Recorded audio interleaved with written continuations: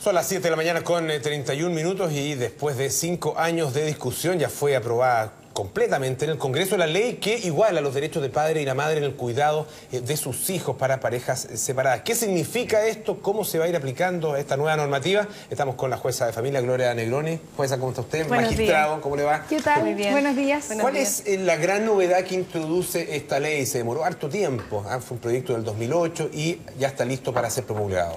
Sí, la verdad es que lo primero que quiero señalar es que este es un gran avance como país en términos de cómo se hacen y cómo se construye una ley que nos afecta a todos, que es para todos los chilenos, que es para los niños, que es para los padres de esos hijos y que en definitiva ha sido construida largamente, ¿no es cierto?, con un análisis exhaustivo desde la sociedad civil, por asociaciones de padres, de madres, ¿no es cierto?, y también precisamente por el Poder Ejecutivo, el Poder Legislativo y el Poder Judicial en una labor conjunta. Yo creo que hay que agradecer en ese sentido lo que se ha hecho porque realmente se hizo muy colaborativamente con mucho esfuerzo de parte de todas las instituciones.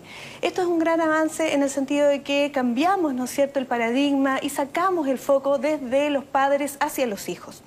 La idea es que en definitiva los padres sean capaces de ponerse de acuerdo en pro del beneficio de sus hijos, del interés superior, del mejor interés de los niños, ¿no es cierto?, desradicalizando sus posiciones, saliendo de su pensamiento estricto, ¿no es cierto?, de sus razones de por qué o cómo las cosas son mejores, para centrarlas, ¿no es cierto?, en el mejor interés de cada uno de los niños. Ahora, eso significa, porque lo que pasaba hoy día es que la madre tiene la prioridad a la hora de, si hay un desacuerdo entre los padres, de quién se queda con los niños. La ley le da prioridad a la madre y esta ley lo que cambia es que los pone al padre y la madre en igualdad de condiciones. ¿Qué pasa en la práctica? Porque uno ve tantos casos de padre y madre que no se pueden poner de acuerdo. ¿Quién va a decidir al final?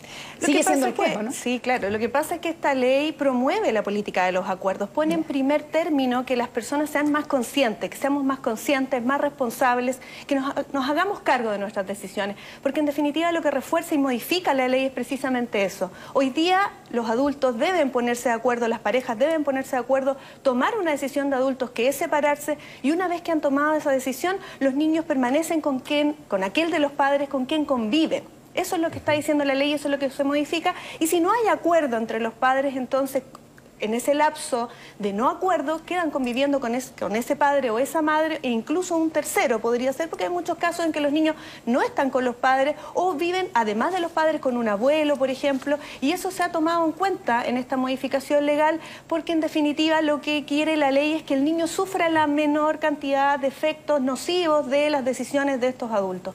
Entonces una vez que ocurre eso y no se han puesto de acuerdo, el tema se judicializa, por supuesto, como ocurre en todos los casos en que no hay acuerdo, y allí será el juez el que tendrá que decidir. Pero además la ley da una serie de parámetros, nos entrega una serie de parámetros que están precisamente en pro del interés superior del niño y nos dice, usted tendrá que fijarse entre la vinculación afectiva que tenía con cada uno de los padres para decidir si en definitiva va a quedarse con el padre, con la madre, la aptitud que tiene cada uno de los padres para colaborar con el otro. ¿Se le pregunta al hijo? La opinión expresada por el niño cuando esté en condiciones de dar una opinión, peritajes, etcétera, una serie de elementos, los acuerdos de los padres antes, durante y después de la separación. O sea, la verdad es que la ley de hoy día está muy por sobre lo que teníamos en la actualidad, ¿no es cierto? Y se centra precisamente en aquellos aspectos que son fundamentales para la vida del niño. Hay un tema que es el principio de corresponsabilidad, ¿no es cierto? Que dice que ambos padres vivan juntos o separados, participarán en forma activa, equitativa y permanente en la crianza y educación de sus hijos. ¿Cómo se aplica eso y qué importancia tiene para el momento en que este tipo de disputas se pueden producir? La idea es que se entienda que siempre los padres son corresponsables, siempre tienen las mismas obligaciones y derechos frente a la crianza y educación. No porque se separen los padres, los hijos van a quedar en una condición disminuida con alguno de aquellos, en alguna de esas obligaciones y derechos.